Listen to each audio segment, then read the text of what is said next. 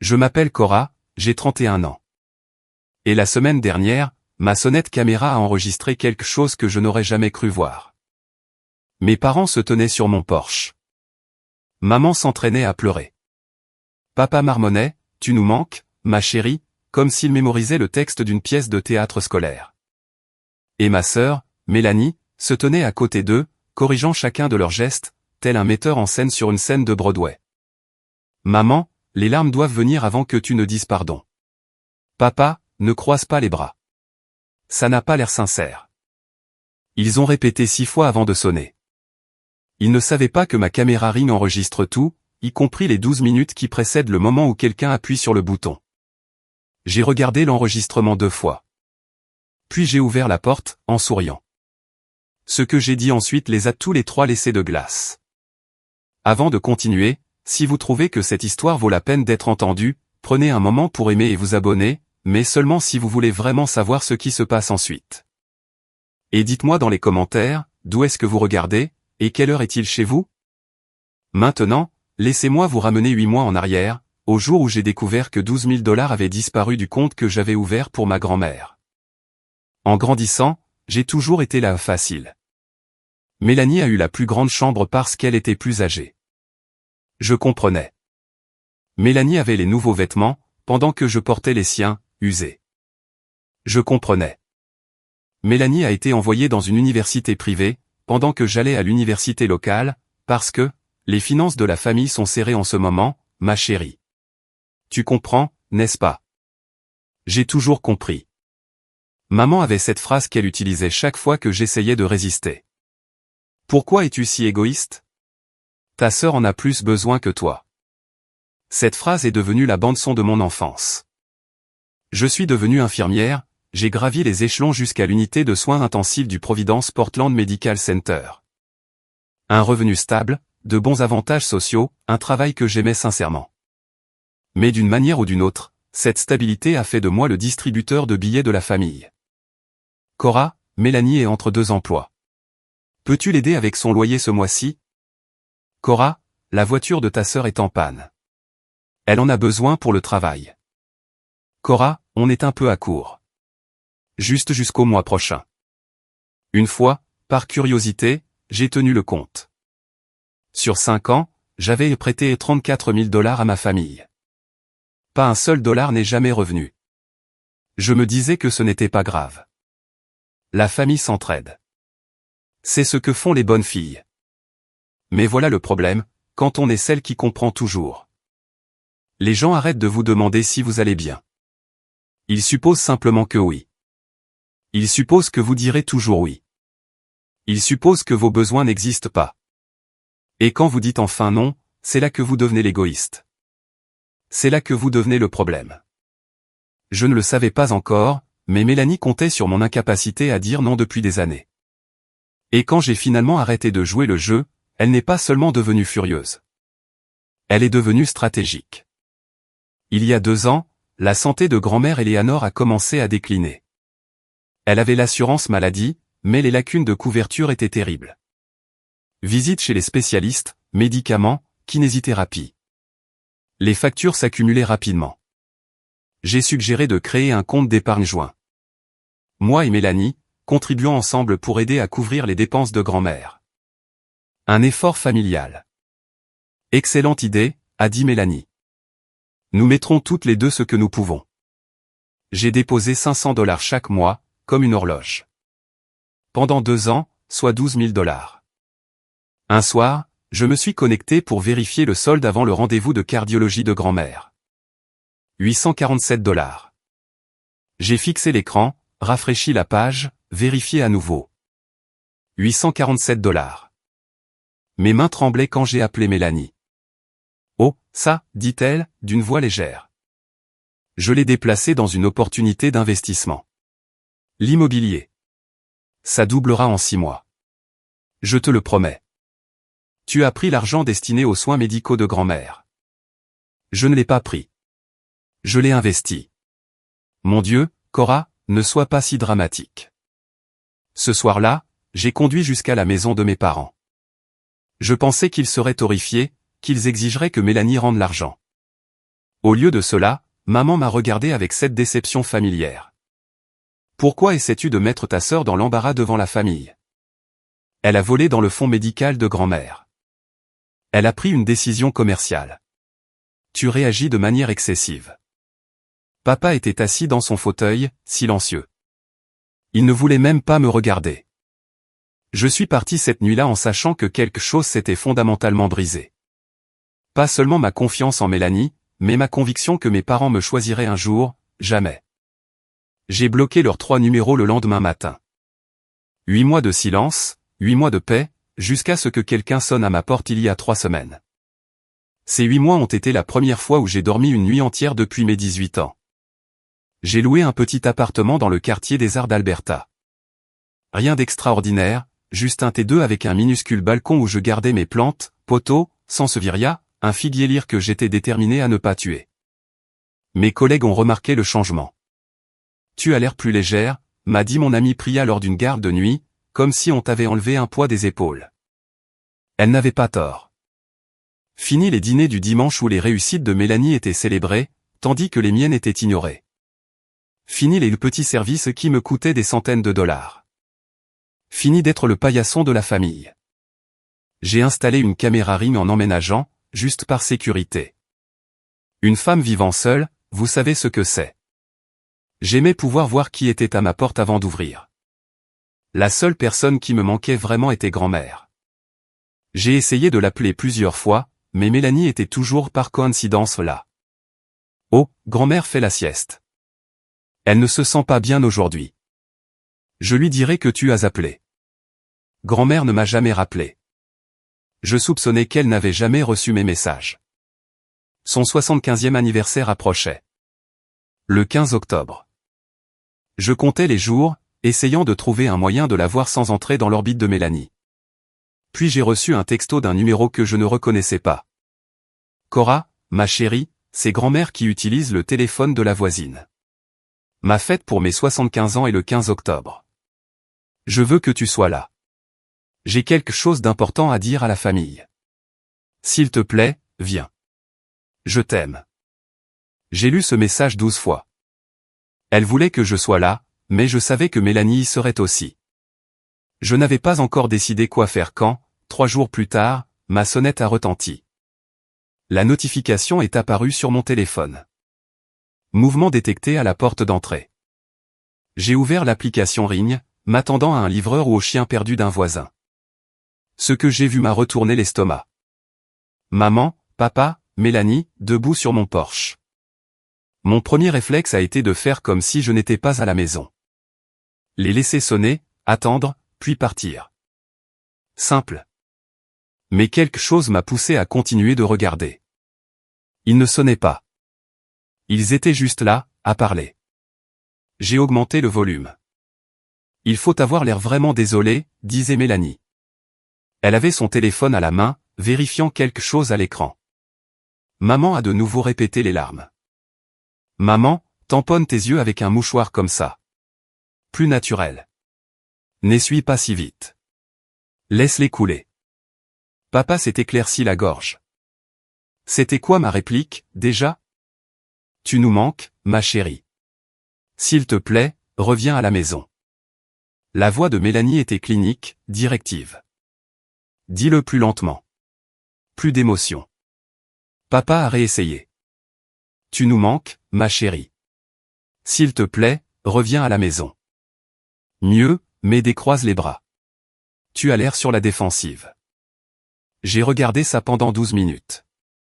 12 minutes de ma mère s'entraînant à pleurer, de mon père mémorisant son texte, et de ma sœur corrigeant leur timing, leurs expressions, leur langage corporel. Rappelez-vous, a finalement dit Mélanie. Le but est de la faire venir à l'anniversaire de grand-mère. On n'a pas vraiment besoin d'être sincère. On a juste besoin qu'elle pense qu'on est désolé. Maman a hoché la tête. Compris. Papa a hoché la tête. Compris. Mélanie a souri. Parfait. Maintenant, sonnez. J'ai sauvegardé la vidéo, je l'ai mise sur le cloud.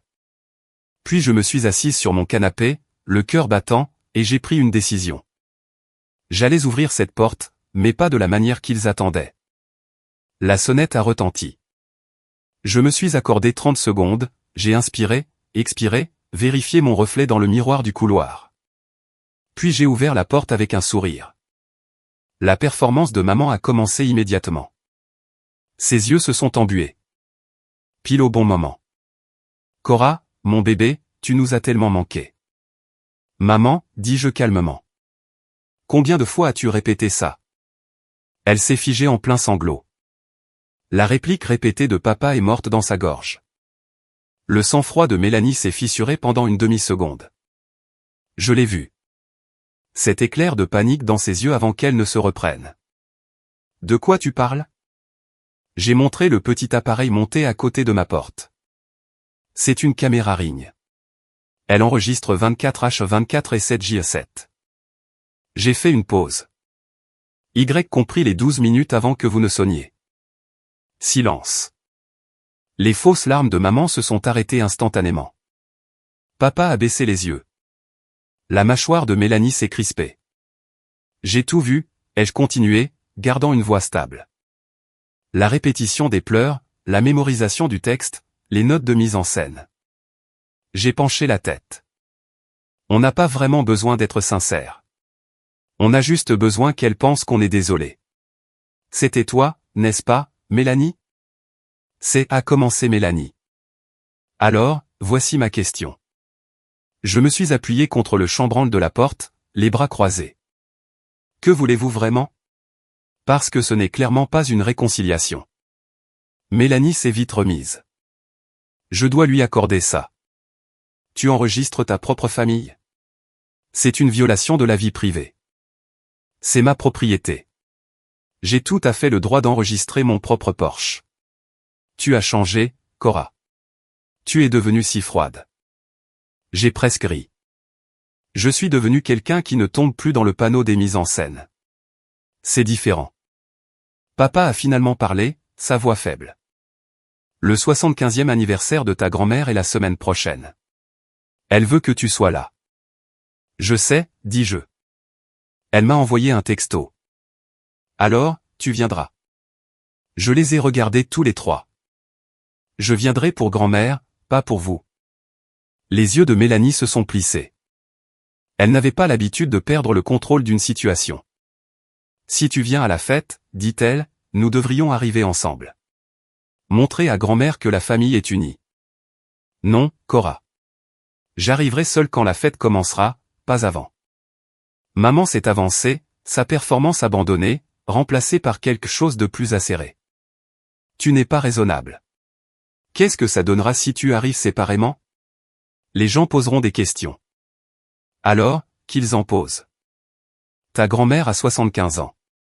Ce sera peut-être son dernier. Maman s'est reprise.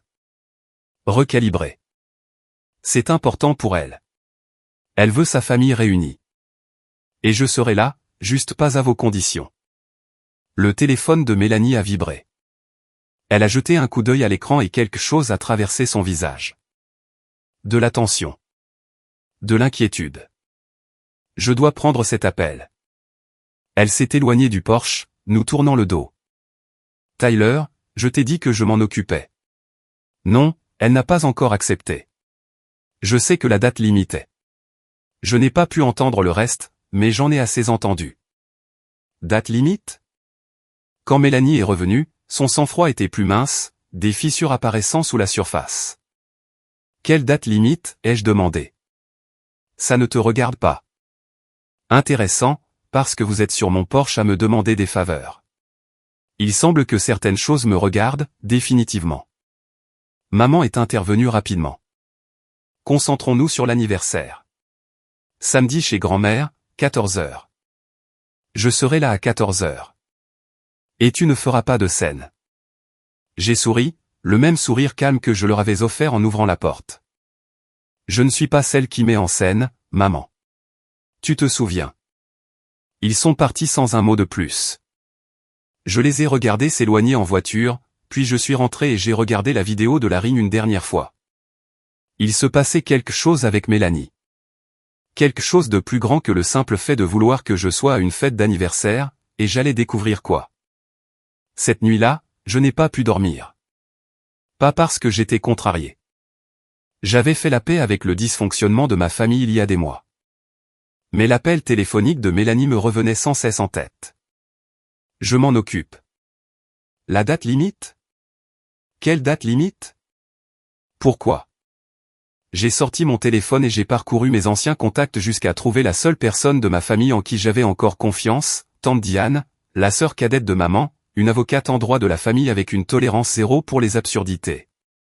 Elle a décroché à la deuxième sonnerie. Cora, tout va bien? Je vais bien, tante Diane, mais j'ai besoin de te demander quelque chose. Je lui ai tout raconté. La vidéo, les excuses répétées, l'étrange appel téléphonique de Mélanie.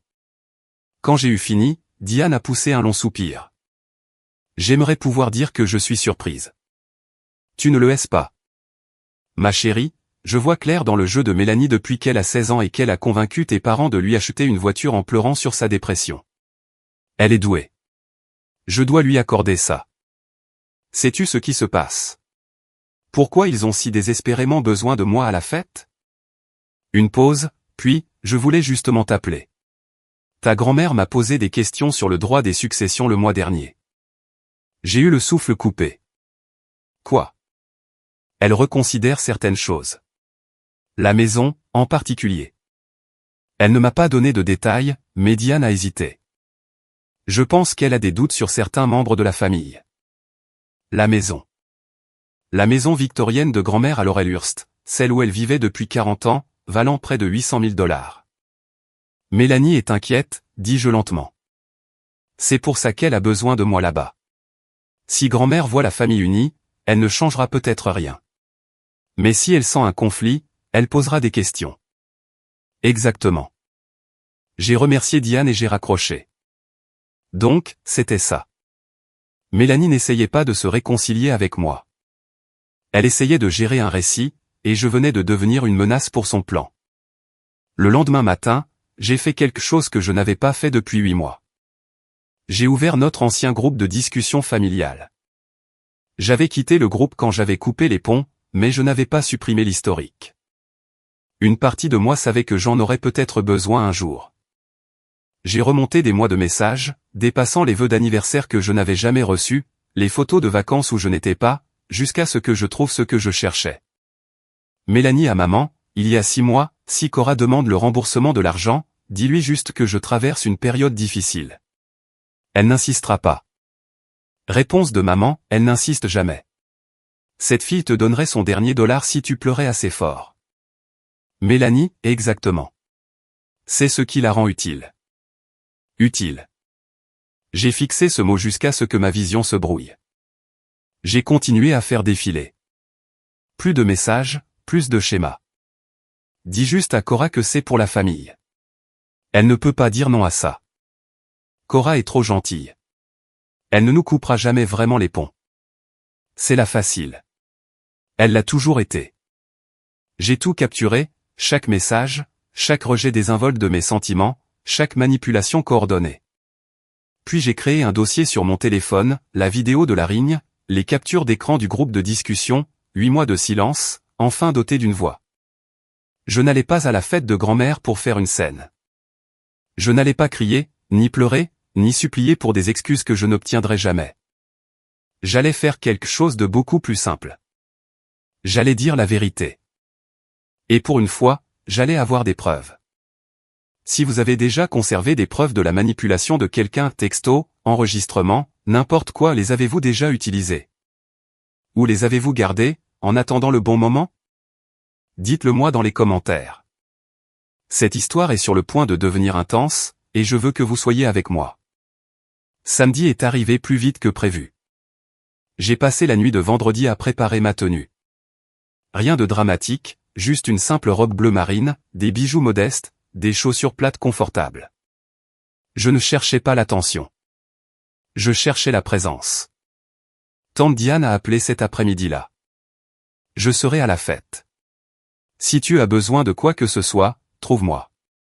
Merci. Cora. Sa voix s'est adoucie. Quoi qu'il arrive, souviens-toi que tu as tout à fait le droit d'être là. C'est aussi ta grand-mère. Je suis arrivé chez grand-mère à 14 heures précises. La maison victorienne de Laurelhurst était la même que dans mes souvenirs. Peinture blanche, porche tout autour, des rosiers que grand-mère avait plantés avant ma naissance. Des voitures bordaient la rue, plus que je ne l'avais prévu. À travers la fenêtre du salon, je pouvais voir des gens déambuler. Tante, oncle, cousins que je n'avais pas vus depuis des années. Au moins 30 invités, peut-être plus. Mélanie avait voulu un public. Elle était sur le point d'en avoir un. J'ai monté les marches du porche et j'ai sonné. Grand-mère elle-même a ouvert la porte. Elle semblait plus petite que dans mes souvenirs, plus mince, mais ses yeux bleus perçants qui avaient toujours vu clair en moi se sont illuminés dès qu'elle a vu mon visage. Cora, elle m'a prise dans ses bras. Ma douce fille, tu es venue. Bien sûr que je suis venue, grand-mère. Je ne manquerais ça pour rien au monde. Par-dessus son épaule, j'ai vu Mélanie qui regardait depuis le salon.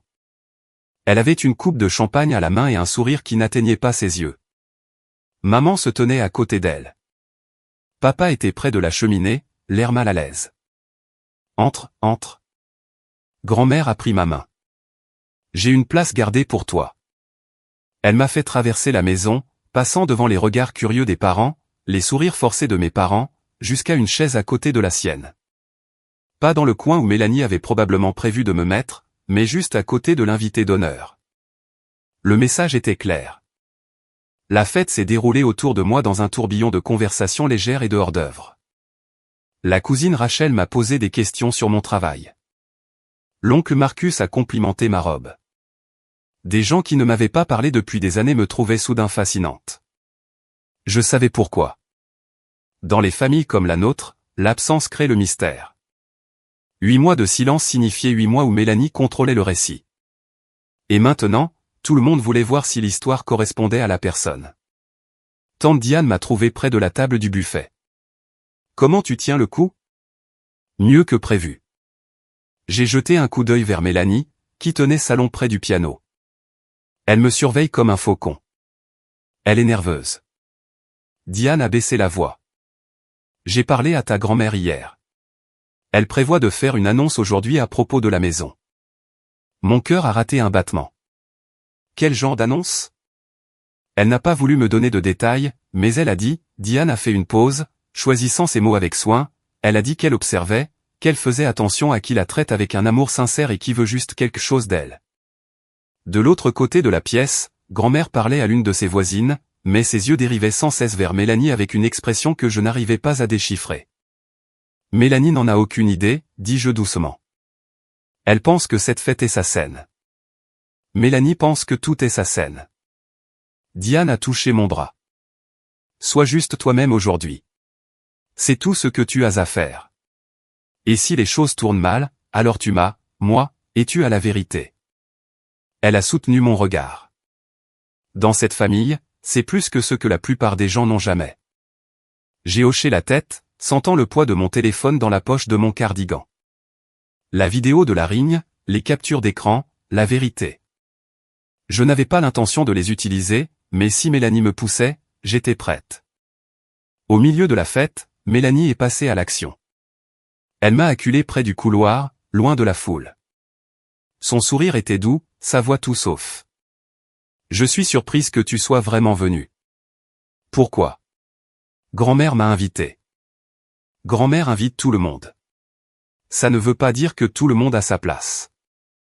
J'ai étudié le visage de ma sœur, le maquillage parfait, les cheveux soigneusement coiffés, la robe de créateur qui coûtait probablement plus que mon loyer mensuel. Tu as l'air stressée, Mélanie. Son sourire a vacillé. Je vais bien. Ton téléphone n'arrête pas de vibrer toutes les quelques minutes, et à chaque fois, on dirait que tu vas être malade. Tu imagines des choses. Vraiment? J'ai penché la tête. À qui Tyler parle-t-il en ce moment? De l'autre côté de la pièce, Tyler, le mari de Mélanie, sirotait un verre et parlait à l'un de nos cousins. Il avait l'air misérable. Des cernes sous les yeux, les épaules voûtées comme un homme portant un poids qu'il ne pouvait pas poser. Le sang-froid de Mélanie s'est légèrement fissuré. Reste loin de mon mari. Je ne lui ai pas dit un mot. Continue comme ça. Elle a commencé à s'éloigner, puis s'est retournée. Tu te crois si intelligente, n'est-ce pas? Avec ta petite caméra de sonnette et ton air vertueux, mais tu n'as aucune idée de ce qui se passe vraiment. Alors, éclaire-moi. Pendant un instant, quelque chose de brut a traversé son visage. De la peur, du désespoir. C'était parti avant que je puisse le nommer. Ne gâche pas ça, dit-elle doucement. Pour le bien de grand-mère. Je ne suis pas là pour gâcher quoi que ce soit, Mélanie. Je suis là pour grand-mère. Point final. Elle a cherché quelque chose sur mon visage, un indice, une faille, et n'a rien trouvé. Bien, dit-elle finalement. Reste juste hors de mon chemin. Elle est retournée à la fête, le dos droit, le sourire restauré. Mais je l'avais vue, maintenant. Les fissures sous la surface. Quelque chose n'allait vraiment, vraiment pas. Le jardin était magnifique. Des guirlandes lumineuses étaient tissées dans les vieux chênes. Des nappes blanches couvraient de longues tables dressées sur la pelouse. Le traiteur avait tout arrangé à la perfection. Des plats en argent, des verres en cristal, un gâteau à 3 étages avec joyeux 75e, Éléanore en écriture élégante. Mélanie avait planifié cette fête dans les moindres détails. Elle en avait parlé dans le groupe de discussion il y a des mois. Je veux que l'anniversaire de grand-mère soit parfait. Tout le monde doit voir quelle famille merveilleuse nous sommes. Quelle famille merveilleuse nous paraissons être. C'était le but. J'ai trouvé une place à l'une des tables. Tante Diane s'est assise à côté de moi. De l'autre côté du jardin, je pouvais voir maman circuler, faisant la bise, acceptant les compliments sur sa charmante fille qui a tout organisé. Papa se tenait seul près de la clôture, sirotant une bière. Il m'avait à peine parlé depuis mon arrivée. Mais j'ai remarqué autre chose. Tyler, assis à une table près du bar. Il en était à son 3e verre en 1 heure. Sa conversation avec notre cousin s'était terminée, et maintenant il faisait défiler son téléphone avec un front soucieux. J'ai regardé Mélanie s'approcher de lui, se pencher, lui murmurer quelque chose de sec. Le visage de Tyler s'est crispé. Il a secoué la tête. Elle a de nouveau murmuré, plus fermement. Il s'est levé brusquement et est rentré à l'intérieur. Mélanie l'a regardé partir, la mâchoire serrée. De l'eau dans le gaz, murmura Diane. On dirait bien. Timing intéressant. Avant que je puisse répondre, un tintement a coupé court au bavardage. Tout le monde s'est tourné vers le patio où grand-mère se tenait avec une flûte de champagne à la main. Merci à tous d'être venus, dit-elle, sa voix toujours forte malgré son âge. Avant de manger, j'ai quelques petites choses à dire. Le jardin est devenu silencieux, et le visage de Mélanie est devenu pâle. Mélanie a agi rapidement. Avant que grand-mère ne puisse continuer, elle s'est avancée, la coupe de champagne levée, son plus grand sourire figé sur son visage. Avant que tu ne le fasses, grand-mère, puis-je dire quelque chose? Elle n'a pas attendu la permission. Je veux juste souhaiter la bienvenue à tout le monde et surtout accueillir ma petite sœur, Cora, de retour au bercail. Tous les yeux se sont tournés vers moi. Certains d'entre vous ont peut-être remarqué l'absence de Cora dernièrement. La voix de Mélanie dégoulinait d'une fausse inquiétude. Elle a traversé une période très difficile. Stress au travail, quelques problèmes personnels. Nous nous sommes tous beaucoup inquiétés pour elle. Des murmures ont parcouru la foule. Des regards compatissants, des hochements de tête apitoyés. Maman est intervenue, pile au bon moment. C'est vrai. Cora a eu des difficultés. Nous sommes juste si heureux qu'elle se sente assez bien pour se joindre à nous aujourd'hui. J'ai senti le changement dans la pièce, le récit se construisant brique par brique. Pauvre Cora, fragile Cora, instable Cora. Ils étaient en train de me dépeindre avant même que j'aie dit un mot. Heureusement, a poursuivi Mélanie, la famille est toujours là les uns pour les autres, quoi qu'il arrive. Elle a levé son verre. À grand-mère Éléanore et à la famille. À la famille, a fait écho la foule. J'ai levé mon verre mais n'ai pas bu. De l'autre côté du jardin, j'ai croisé le regard de grand-mère. Elle me regardait avec une expression que je ne pouvais pas tout à fait déchiffrer. Pas de la pitié, quelque chose de plus vif, de plus averti. Tante Diane s'est penchée près de moi. Ça va? Bien. J'ai gardé une voix égale. J'observe, c'est tout. Elle essaie de te discréditer avant que tu ne puisses dire quoi que ce soit. Je sais. Tu vas la laisser faire? J'ai pensé à la vidéo sur mon téléphone, aux captures d'écran, à tout ce que j'avais gardé. Pas encore, dis-je doucement. Mais elle ne le sait pas. Mélanie souriait toujours, savourant le moment. Elle n'avait aucune idée de ce qui allait arriver. Personne d'autre non plus. Le dîner a été servi. Je me suis assise à côté de grand-mère, comme elle le voulait. Mélanie était de l'autre côté de la table, observant chacune de mes bouchées. La nourriture était excellente. Grand-mère avait toujours eu bon goût, mais je l'ai à peine savourée. J'étais trop occupé à observer. L'oncle Marcus a complètement cru à la performance de Mélanie. Il n'arrêtait pas de me demander si je me sentais mieux, si le travail était trop dur. J'ai souri et j'ai dit que j'allais bien. La cousine Rachel était sceptique.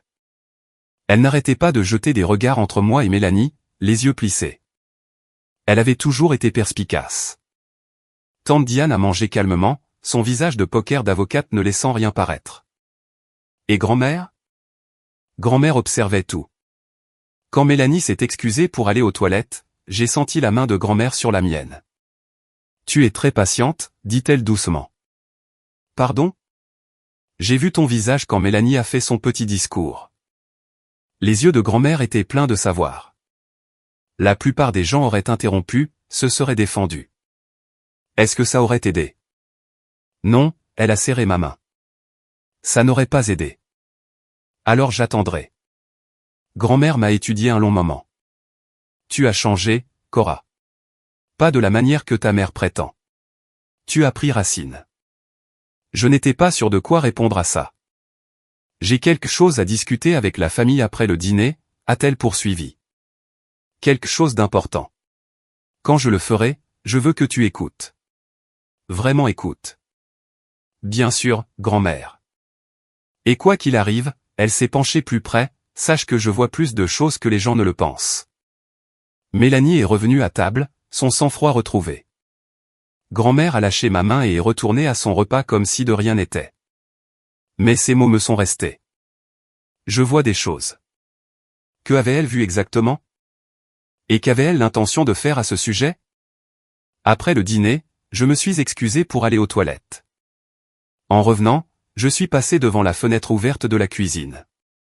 Tyler était dehors, appuyé contre la clôture, le téléphone collé à l'oreille. Sa voix passait clairement à travers la moustiquaire. Je t'ai dit que je ne peux pas avoir plus de temps. Les collecteurs de dettes s'en fichent d'eux. Il a fait une pause, écoutant. 50 000 $, mec. D'ici la fin du mois. Elle a juré qu'elle les aurait d'ici là. 50 000 $. Je me suis figé. Ouais, le truc du jeu poker en ligne, paris sportif, tout ça. Je ne savais pas jusqu'à. Une autre pause. Elle a dit que sa grand-mère. Non, ce n'est pas encore arrivé. C'est tout l'intérêt de cette fête. Je me suis plaqué contre le mur, le cœur battant. Si Eleanor ne débloque pas les fonds, je ne sais pas ce qu'on va faire. Mais elle a déjà plumé sa sœur. C'est pour ça que Cora a coupé les ponts. Et maintenant, sa voix s'est brisée. J'en ai marre, Marcus. Je ne peux plus faire ça. Je demande le divorce la semaine prochaine. Il a raccroché. Je l'ai entendu prendre une respiration tremblante, puis des pas se sont dirigés vers le côté de la maison, loin de moi. Je suis resté là, à digérer. 50 000 $ de dette de jeu. C'est pour ça que Mélanie a pris les 12 000 $ du fonds médical de grand-mère. C'est pour ça qu'elle avait besoin de moi à cette fête, pour présenter une famille unie à grand-mère avant l'annonce de l'héritage. C'est pour ça qu'elle avait répété les excuses. Pourquoi elle semblait si désespérée? Pourquoi Tyler avait l'air si brisé? Le tableau était enfin complet. Mélanie ne me manipulait pas seulement. Elle se noyait. Et elle utilisait tout le monde autour d'elle comme des bouées de sauvetage tout en les entraînant sous l'eau. Je suis retourné à la fête, ma décision prise. Je n'allais pas exposer Mélanie, mais si elle me poussait, je ne la protégerais pas non plus. Le soleil avait commencé à se coucher quand grand-mère s'est de nouveau levée. Les guirlandes lumineuses brillaient plus fort contre le ciel qui s'assombrissait. Les conversations se sont tues. 30 pères d'yeux se sont tournés vers la femme en bout de table. Merci de vous prêter au jeu d'une vieille femme, commença grand-mère, sa voix claire perçant l'air du soir. 75 ans, c'est long, assez long pour apprendre quelques petites choses. Elle fit une pause, balayant du regard les visages autour d'elle. J'ai beaucoup pensé à cette maison, à ce qu'il en adviendra quand je ne serai plus là. Mélanie se redressa sur sa chaise. Maman se pencha en avant. Même papa leva les yeux de son verre. Mais avant de parler de l'avenir, poursuivit grand-mère, je veux parler du passé. De la façon dont nous nous sommes traités dans cette famille. Mon cœur commença à s'emballer. J'ai observé des choses au fil des ans, des choses sur lesquelles je ne me suis pas toujours exprimé. Le favoritisme, la méchanceté, le fait de profiter de ceux qui sont trop gentils pour dire non. Son regard se posa sur moi, juste une seconde. Je ne suis pas fière d'être restée silencieuse, mais je suis trop vieille maintenant pour continuer à faire semblant de ne pas voir ce que je vois. Le sourire de Mélanie s'était figé, gelé. Un masque qu'elle ne pouvait pas ajuster assez vite. Grand-mère, coupa-t-elle, la voix tendue d'une chaleur forcée. C'est ton anniversaire. Nous devrions célébrer. Je suis en train de célébrer. La voix de grand-mère était calme mais ferme. Je célèbre la vérité, pour une fois. Le jardin était d'un silence de mort. Grand-mère se tourna pour me regarder directement. Cora, ma chérie, j'ai besoin de te demander quelque chose devant tout le monde. Je sentis le poids de tous les regards. Oui, grand-mère? Pourquoi n'as-tu pas parlé à tes parents depuis 8 mois? La question flotta dans l'air comme de la fumée, et je savais que c'était le moment. Je pouvais sentir la panique de Mélanie de l'autre côté de la table. Grand-mère, ce n'est pas approprié, commença-t-elle. Je ne t'ai pas demandé, Mélanie. La voix de grand-mère était toujours enveloppée de soie. J'ai demandé à Cora. 30 personnes qui regardaient, qui attendaient. J'ai pris une profonde inspiration. J'ai arrêté de leur parler à cause du compte d'épargne, grand-mère. Celui que j'ai ouvert pour aider avec tes frais médicaux. Des chuchotements parcoururent la foule. J'ai contribué chaque mois pendant 2 ans. 5 cents $. 12 000 $ au total. J'ai gardé une voix stable. Quand j'ai vérifié le solde il y a 8 mois, presque tout avait disparu. Grand-mère hocha lentement la tête. Et qu'est-il arrivé à l'argent? Mélanie l'a pris. Elle a dit que c'était une opportunité d'investissement. J'ai regardé ma sœur. Quand je l'ai confrontée, maman et papa m'ont accusé d'essayer de mettre la famille dans l'embarras. Ils m'ont dit que j'étais égoïste. Alors je suis parti. Le silence qui suivit fut assourdissant. Maman retrouva sa voix la première. Cora, ce n'est ni le moment ni l'endroit. Linda. Le seul mot de grand-mère la stoppa net. Mais elle déforme tout. Vraiment? Grand-mère se tourna vers Mélanie. As-tu pris l'argent? Le sang-froid de Mélanie se brisa enfin. Des larmes, des vraies cette fois, montèrent à ses yeux. Grand-mère, tu ne comprends pas. J'essayais de faire fructifier l'argent pour ton bien. Cora exagère. Elle le fait toujours. 12 000 $. Oui ou non? La bouche de Mélanie s'ouvrit. Se referma. S'ouvrit à nouveau. J'allais le rembourser. Un hoquet de surprise collective parcourut la foule. Grand-mère ferma les yeux un instant. Quand elle les rouvrit, ils étaient humides, mais sa voix était ferme. Merci pour ton honnêteté, Cora. Elle se tourna pour faire face à toute l'assemblée. Et maintenant vous savez tous pourquoi j'ai reconsidéré certaines choses. Le visage de Mélanie devint blanc. Quelle chose, grand-mère? Grand-mère ne répondit pas. Elle n'en avait pas besoin. Mélanie pivota rapidement. C'est exactement ce que je craignais. Sa voix tremblait, jouant la comédie à la perfection. Cora est venue ici pour me saboter, pour monter tout le monde contre moi. Mélanie, essaya maman. Non, maman. Tout le monde doit entendre ça. Mélanie se leva, s'adressant directement à la foule. Ma sœur a toujours été jalouse de moi. Toujours. Et quand j'ai fait une erreur, une décision financière qui n'a pas fonctionné, elle a coupé les ponts, abandonné la famille, et maintenant elle est là, le jour spécial de grand-mère, essayant de tout détruire. Certains des parents plus âgés bougèrent, mal à l'aise. Ils voulaient la croire. C'était plus facile que d'accepter l'alternative. Je n'essaie de détruire rien du tout, dis-je calmement. J'ai juste répondu à la question de grand-mère. Avec des mensonges. Est-ce un mensonge que tu as pris l'argent? Je t'ai dit que j'allais le rembourser. Avec quoi, Mélanie?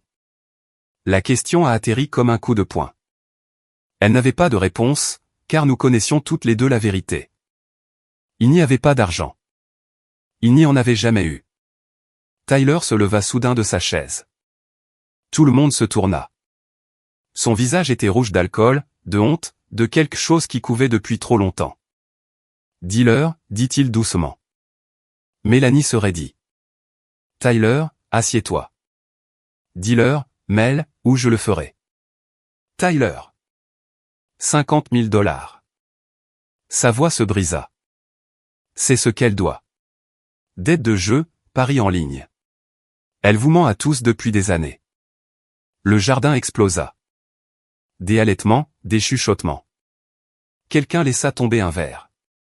Mélanie se tourna vers son mari, son masque complètement brisé. Comment oses-tu? J'en ai marre de te protéger. J'en ai marre de mentir. Il regarda la foule, grand-mère, moi, tous ceux qui avaient cru à la performance de Mélanie. Je suis désolé, dit-il. J'aurais dû dire quelque chose plus tôt. Puis il s'éloigna, laissant Mélanie seule. Le chaos a donné à Mélanie son ouverture. C'est un coup monté. Sa voix s'éleva au-dessus des murmures. Tout ça, Cora l'a planifié. Elle a manipulé Tyler. Elle manipule tout le monde. Mélanie, arrête, dit faiblement papa. Non. Vous connaissez tous Cora. Douce, innocente, serviable Cora. Mais elle n'est pas ce qu'elle prétend être. Mélanie me pointa du doigt, son doigt tremblant. Elle a enregistré notre conversation privée dans son appartement sans permission. Quel genre de personne fait ça? Les yeux se tournèrent de nouveau vers moi. Elle a collecté des preuves contre sa propre famille, planifiant cette embuscade. Elle est malade.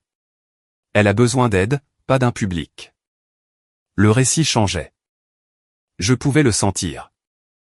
Certaines personnes y croyaient. J'ai regardé tante Diane. Elle m'a fait un signe de tête presque imperceptible. Tu veux parler de ce que j'ai enregistré? J'ai sorti mon téléphone. D'accord. Parlons-en. Cora n'ose même pas. J'ai tourné mon écran vers la table et j'ai appuyé sur lecture. La voix de Mélanie a rempli le jardin. Maman, répète les larmes, plus naturelles. Laisse-les couler. Puis, maman, comme ça? Puis, papa récitant, tu nous manques, ma chérie. Et Mélanie, clairement, rappelez-vous, le but est de la faire venir à l'anniversaire de grand-mère. On n'a pas vraiment besoin d'être sincère. On a juste besoin qu'elle pense qu'on est désolé. La vidéo s'est terminée. Personne n'a bougé. Le visage de grand-mère était illisible. Maman était devenue blanche comme un fantôme. Papa fixait le sol comme s'il souhaitait qu'il l'avale. C'est. La voix de Mélanie sortit, étranglée. C'est monté. Elle l'a monté. Les enregistrements de la caméra Ring ont des métadonnées intégrées. La voix de tante Diane coupa comme une lame. Horodatage, données de localisation. C'est pratiquement impossible à modifier sans laisser de traces. Je suis avocate. Je sais. Mélanie n'avait plus rien. Pas de larmes, pas d'excuses, aucune performance assez bonne pour expliquer ses propres mots. Le masque était tombé. Avez-vous déjà conservé des preuves de la manipulation de quelqu'un, attendant le moment exact pour les utiliser? Était-ce la bonne décision, ou cela vous a-t-il changé d'une manière que vous n'attendiez pas? Dites-le moi dans les commentaires. Je veux entendre votre histoire. Nous approchons de la fin. Les retombées sont sur le point de commencer. Grand-mère Eleanor se leva lentement de sa chaise. Le jardin était devenu silencieux. Même les oiseaux de nuit semblaient retenir leur souffle. J'en ai assez entendu. Sa voix n'était pas forte. Elle n'en avait pas besoin. Mélanie. Elle se tourna pour faire face à sa petite fille aînée. Je t'aime. Je t'aime depuis le jour de ta naissance. Ça ne changera jamais. La lèvre de Mélanie trembla. Grand-mère. Mais je ne peux pas te faire confiance. Les mots étaient doux et dévastateurs. Et je ne peux pas récompenser un comportement qui blesse les gens que j'aime. Elle se tourna ensuite vers mes parents. Linda, Robert, vous avez élevé mes deux petites filles, et quelque part en chemin, vous avez appris à l'une que le mensonge était acceptable, et vous avez appris à l'autre que ses sentiments n'avaient pas d'importance. Maman ouvrit la bouche pour protester. Ne dis rien. La main levée de grand-mère la fit taire. J'ai observé cette famille pendant des années. J'ai vu ce que vous avez fait à Cora. Les prêts qui n'ont jamais été remboursés. Les sacrifices qui n'ont jamais été reconnus. Le blâme qu'elle a reçu pour avoir simplement demandé à être traitée équitablement. Les épaules de papa s'affaissèrent. J'ai 75 ans, continua grand-mère. Je n'ai plus le temps pour les faux-semblants. Alors, voici ce qui va se passer. Elle regarda les parents assemblés. Je rencontre mon avocat la semaine prochaine pour mettre à jour mes documents de succession. Les détails me regardent, mais je veux que tout le monde ici comprenne quelque chose. Ses yeux croisèrent les miens. Ceux qui m'ont montré un amour sincère, pas des performances, pas des obligations, mais un amour sincère seront pris en charge. Puis elle regarda Mélanie. Et ceux qui ne l'ont pas fait devront vivre avec les conséquences. Grand-mère se rassit, prit son verre d'eau, but une gorgée. La fête, à toute fin pratique, était terminée. Mais ma grand-mère n'avait pas encore fini. Les gens commencèrent à s'éloigner. Certains vers le bar, d'autres vers le parking, d'autres dans la maison pour échapper à l'attention. Je suis resté où j'étais. Maman s'approcha de moi la première. Son visage était un masque de fureur à peine contenu, déguisé en blessure. J'espère que tu es satisfaite. Je ne suis pas ici pour être satisfaite, maman. Je suis ici parce que grand-mère m'a demandé de venir. Tu as humilié ta sœur devant toute la famille. Je la regardais. Vraiment la regarder. Mélanie s'est humiliée toute seule. J'ai juste arrêté de la couvrir. Tu aurais pu gérer ça en privé. J'ai essayé ça il y a 8 mois. Tu m'as traité d'égoïste et tu as pris son parti. La bouche de maman se crispa. Elle n'avait pas de réponse. Je me suis levé. Je t'aime, maman. J'aime aussi papa. Mais je ne peux pas avoir de relation avec des gens qui ne me respectent pas. Et alors? Tu nous coupes les ponts à nouveau. Non, la porte n'est pas fermée. J'ai gardé une voix calme, posée. Mais si vous voulez la franchir, vous devrez le faire honnêtement. Pas de scénario, pas de performance, juste la vérité. Papa planait à proximité, écoutant. Ses yeux étaient rouges. Papa, dis-je doucement. Je pensais ce que j'ai dit. Je suis là quand tu seras prêt à parler. Vraiment parler. Il hocha la tête une fois, rapidement, puis détourna le regard. Je me suis approché de grand-mère et me suis agenouillé à côté de sa chaise. Elle a pris ma main.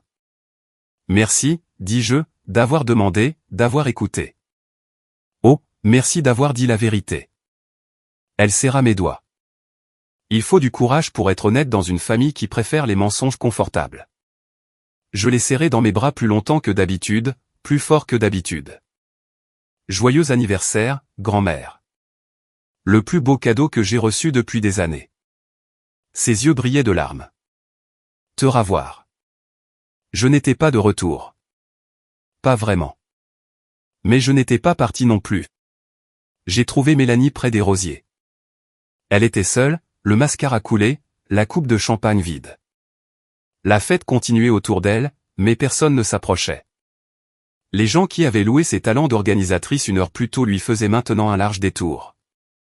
Je n'avais pas l'intention de lui parler, mais elle m'a vu passer et a parlé la première. Heureuse maintenant? Je me suis arrêté. Non, pas heureuse. On ne dirait pas. Son rire était amer. Tu as eu tout ce que tu voulais. Ce que je voulais, c'était que tu rembourses les 12 000 $ destinés aux soins médicaux de grand-mère. Mon Dieu, tu es encore là-dessus? Tu as demandé ce que je voulais. C'est ma réponse. Elle me fixa. Le masque avait complètement disparu maintenant, juste de l'épuisement et quelque chose qui aurait pu être de la peur en dessous. Je vais tout perdre, dit-elle doucement. Tyler s'en va. Les collecteurs de dettes tournent en rond. Et maintenant, grand-mère. Je sais pour le jeu. Elle tressaillit. J'ai entendu Tyler au téléphone. Pendant un instant, elle a semblé sur le point de pleurer. De vraies larmes cette fois. Je ne voulais pas que ça aille si loin. Sa voix se brisa. Ça a commencé petit, quelques paris, puis je n'ai pas pu m'arrêter. Et je n'arrêtais pas de penser, si seulement je pouvais gagner gros une fois. Mais tu n'as pas gagné. Non, je n'ai pas gagné. Nous étions là, deux sœurs séparées par une vie de choix. Fais-toi aider, Mélanie. Une vraie aide. Pas un stratagème, pas un autre mensonge. Comme si quelqu'un allait m'aider maintenant. Les joueurs anonymes, une thérapie, quelque chose. Tu ne t'en sortiras pas en arnaquant cette fois. Elle n'a pas répondu. Je l'ai laissée là, parmi les roses. En retournant vers la maison, j'ai entendu des voix s'élever. Tyler et Mélanie se disputaient près des voitures. Je t'ai dit que j'en avais marre. Tu ne peux pas me quitter comme ça. Je n'ai pas regardé en arrière. Certaines épaves ne sont pas à vous de sauver. Une semaine plus tard, la poussière retombait encore. Mon téléphone n'arrêtait pas de sonner. Des textos de parents dont je n'avais pas entendu parler depuis des années. Tante Patricia s'excusant d'avoir cru à la version de Mélanie. La cousine Rachel disant qu'elle avait toujours senti que quelque chose n'allait pas. L'oncle Marcus admettant qu'il avait eu tort d'avoir pitié de moi. Tout le monde avait une opinion maintenant que la vérité était connue. Tante Diane me tenait au courant des retombées plus larges.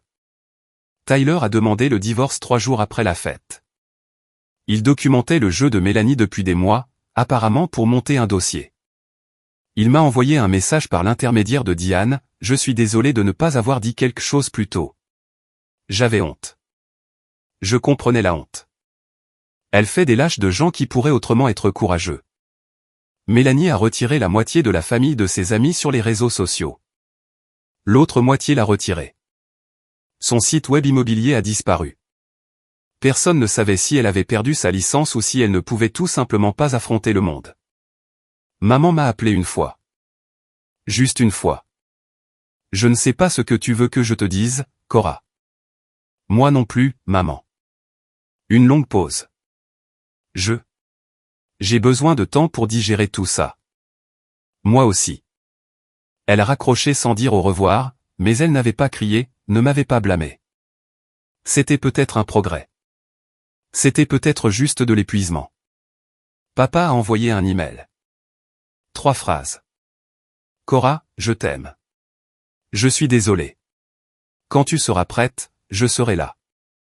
J'ai fixé ces mots pendant longtemps. 27 ans de silence et soudain, 3 phrases. Ce n'était pas assez, mais c'était quelque chose. J'ai sauvegardé l'email, je n'ai pas répondu. Pas encore. Certaines portes doivent rester ouvertes, même si vous n'êtes pas prêt à les franchir. Et certaines portes doivent rester fermées jusqu'à ce que les gens de l'autre côté prouvent qu'ils ont changé. J'apprenais à faire la différence. Dimanche après-midi, chez grand-mère, juste nous deux. Nous étions assises dans son jardin, les mêmes rosiers fleurissant sous le soleil d'octobre.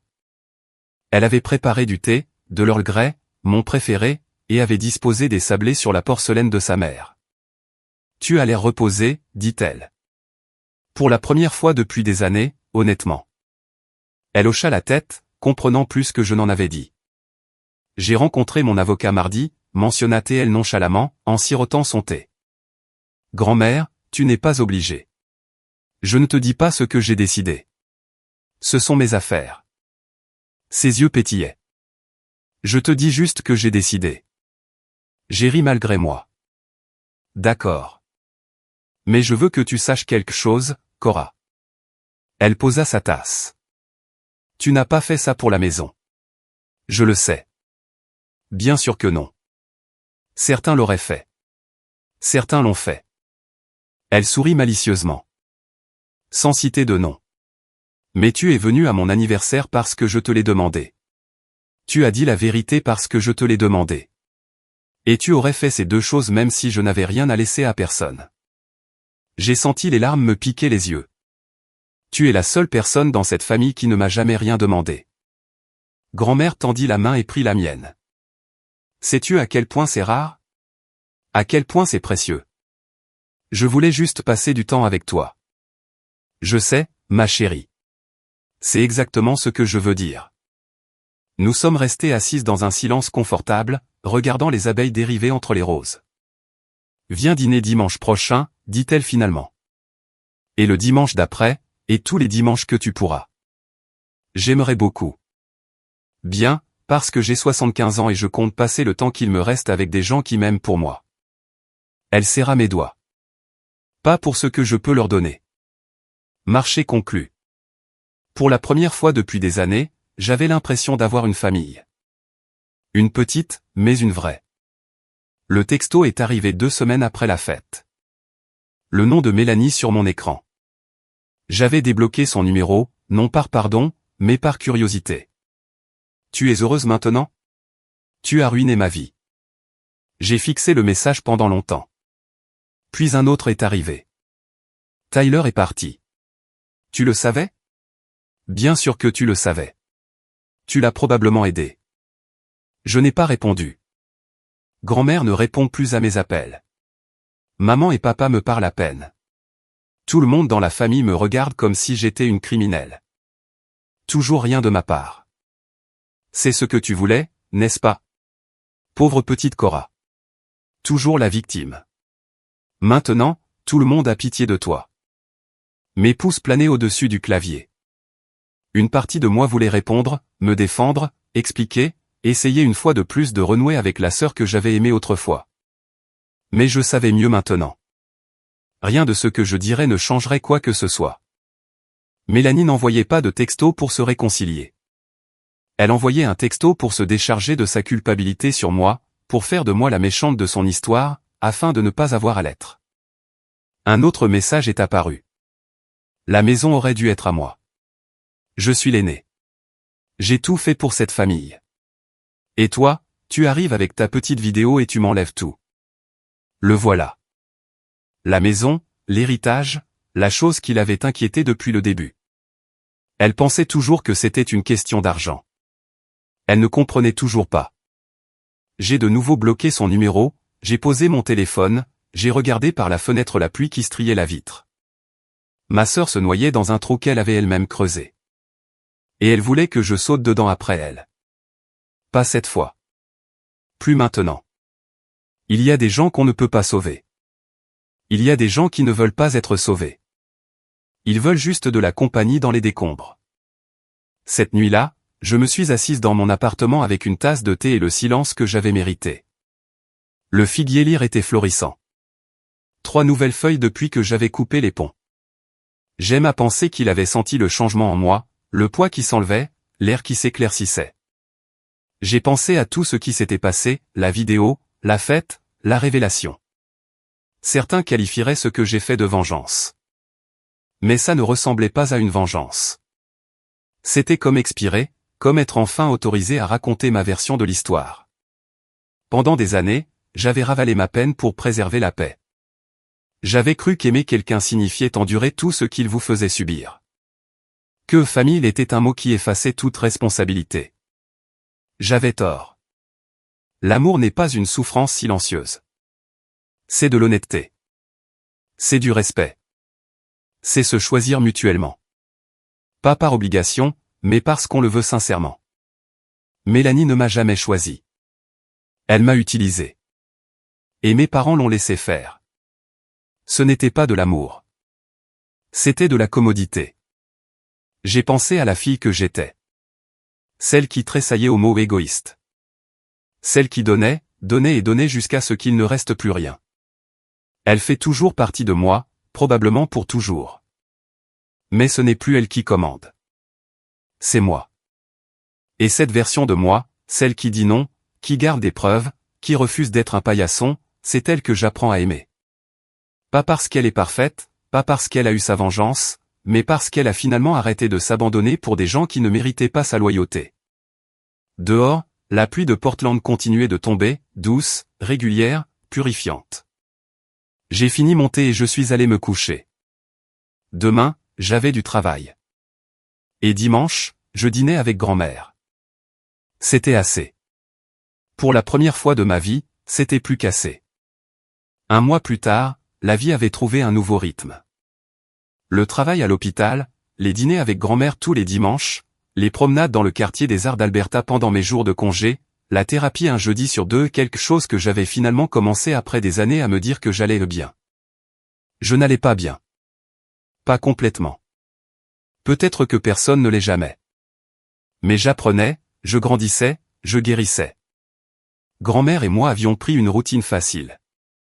Le thé dans son jardin, des histoires sur son enfance, des questions sur ma vie dont elle écoutait vraiment les réponses. Elle ne m'a jamais dit ce qu'il y avait dans le testament mis à jour, et je ne l'ai jamais demandé. Il ne s'agissait pas de ça. Il ne s'était jamais agi de ça. Papa m'a de nouveau envoyé un email la semaine dernière, plus long cette fois. J'ai réfléchi à ce que tu as dit sur l'honnêteté.